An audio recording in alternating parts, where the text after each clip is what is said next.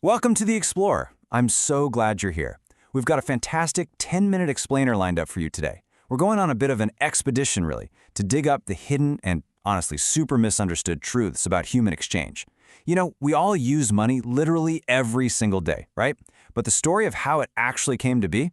Well, it is packed with twists, turns, and some wild historical plot twists that are going to totally upend what most of us were taught in school.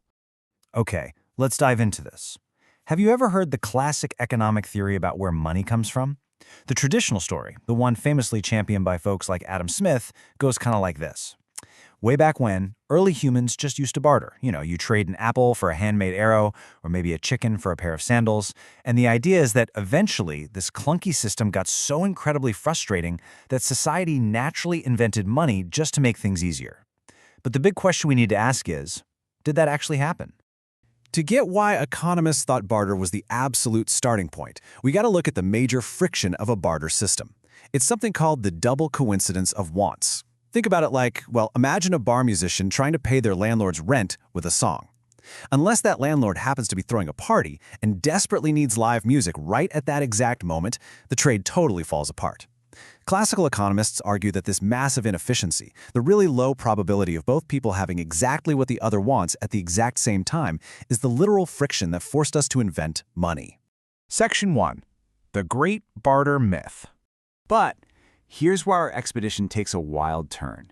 That neat, tidy story of money popping up just to solve the headaches of barter, it might just be completely wrong.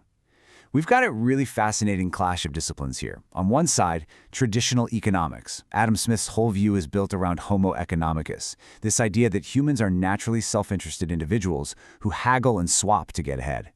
But on the flip side, you have anthropologists like David Graeber looking at the actual historical and ethnographic evidence.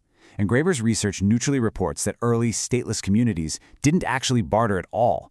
Instead, they operated on these systems of mutual credit, or what he calls everyday communism, where people simply gave each other what they needed, assuming it would all balance out in the end. I want you to imagine a simple thought experiment for a second. If you're helping your neighbor fix a broken water pipe and they say, "Hey, hand me the wrench," you don't stop and say, "Okay, sure, but what do I get for it?" Right? You just hand them the wrench. Graeber argues that this exact dynamic is the true foundation of human sociability. Giving what's needed doesn't create a transactional barter economy. It actually builds a tight-knit community network of mutual, uncalculated debt. So, the crucial point is that pure barter wasn't used between fellow villagers or neighbors at all. Actually, when anthropologists do find examples of direct, spot exchange bartering in history, it almost exclusively happens between total strangers, outsiders, or even bitter enemies. It was a cold, highly calculative transaction reserved specifically for people you didn't trust and, frankly, might never see again. It was definitely not the daily economic engine of early human society. Section 2. Debt and Early Accounting. So, if barter didn't give birth to money, what did? Where did our modern financial systems actually come from? Well, we have to look to the true anthropological roots. Economic historians, specifically folks like Michael Hudson, have done extensive research into the ancient world, especially Mesopotamia. And what the archaeological record shows there is absolutely incredible. Complex systems of credit and debt, we're talking detailed ledgers and units of account, were operating smoothly in ancient Mesopotamia long before the invention of the physical coins we think of as money today.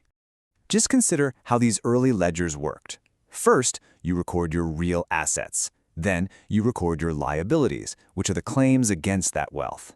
And from those two, you calculate the owner's equity.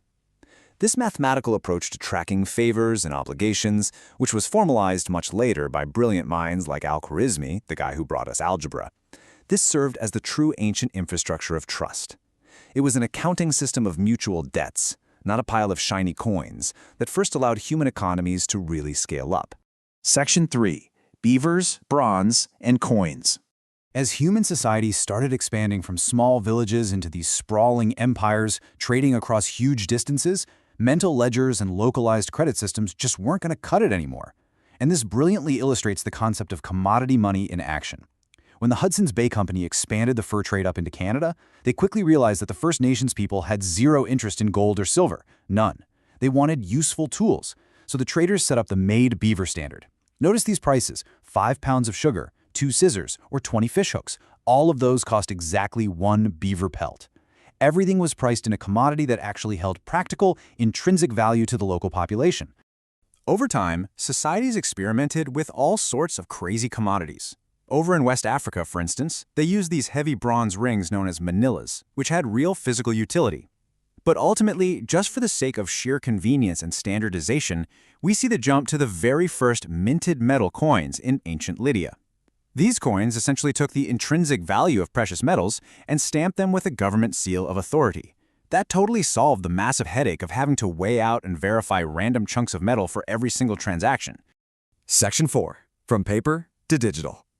Now, coins were a huge innovation, sure, but lugging around heavy sacks of metal was still a major friction for large-scale, long-distance trade. Paper currency feels like a super modern invention, but it actually has incredibly deep roots. The Tang dynasty in China invented early paper money based on merchant receipts of deposit. It was colloquially nicknamed flying cash, literally because it was so incredibly light it could blow away in the wind. Now, because this paper didn't have any intrinsic value like a gold coin did, the dynasty enforced its universal use under the strict threat of penalty. We're talking sometimes even execution if you tried using anything else.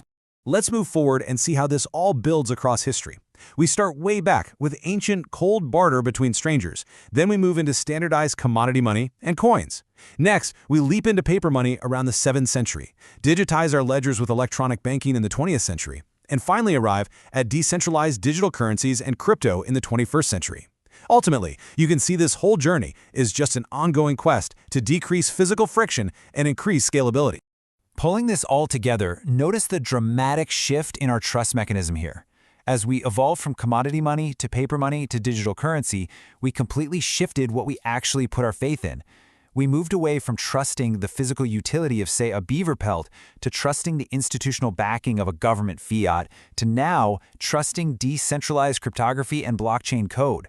We basically abandoned intrinsic value entirely in exchange for supreme portability. Section 5. When barter strikes back. Just when you think our hyper-digital, modern financial system has left ancient history entirely in the dust, we get this incredible plot twist. Barter isn't just an ancient myth. It is a very real, extremely resilient modern fallback mechanism. When monetary systems violently collapse, humans adapt rapidly. Just look at the severe economic crisis and hyperinflation in Venezuela. Fiat currency lost its value so incredibly fast that the actual banknotes became practically worthless. In response, local citizens in suburban and rural areas took to the streets and returned to direct barter just to survive, literally trading bags of flour for fresh fish because the official money was simply unavailable or had zero purchasing power. Now, what's really interesting about this contrast is the sheer fascinating difference in how barter is used today.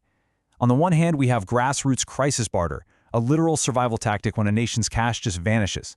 But on the exact opposite end of the spectrum, we have multi-million-dollar corporate barter. Today, massive global businesses routinely trade excess inventory and media advertising directly with one another.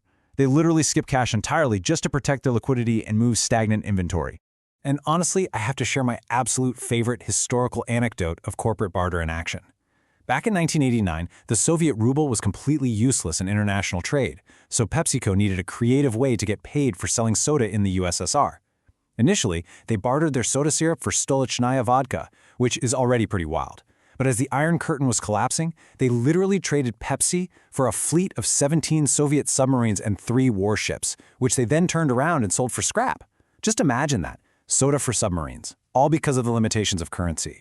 Beyond massive corporations, everyday modern communities are actively designing their own alternative exchange systems right now. This originated with utopian socialists like Josiah Warren and his Time Store back in the 1820s, and it continues today with things like local exchange trading systems, or LETs. In these systems, people are bartering their actual hours and skills. So you might do some carpentry for someone and earn credits to pay for childcare from someone else. It's this formalized, equitable system of mutual credit that operates completely free from interest rates and big commercial banks. We've covered an incredible amount of ground in this explainer today, haven't we? From ancient Mesopotamian debt ledgers to Soviet submarines, all the way up to modern cryptography. So I want to leave you with this final provocative thought. The next time you pull out a dollar bill or tap your credit card at the store, ask yourself, are you just using a convenient tool for exchange? Or are you participating in a 5,000-year-old, constantly evolving system built entirely on human trust? Really think about that. Thank you so much for joining me on this expedition today, and keep exploring.